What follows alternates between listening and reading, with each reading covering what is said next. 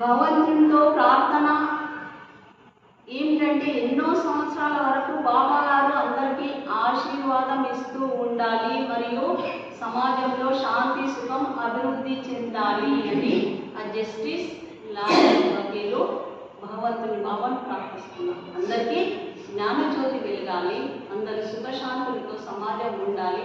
ఓ మహాత్మా ఇలాగే ఎప్పుడు మాకు ఆశీర్వాదం ఇవ్వండి మీరు అందరికీ అని ఆయన యొక్క అభిప్రాయం గ్రంథంలో తెలియజేయడం జరిగింది.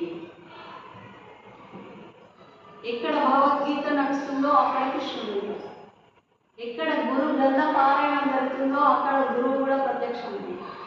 మన ఇంట్లో చదివినా, మందిరంలో చదివినా, ఎక్కడ చదివినా గురువు భగవంతుడు సమానం. గురువు లేదా భగవంతుడు.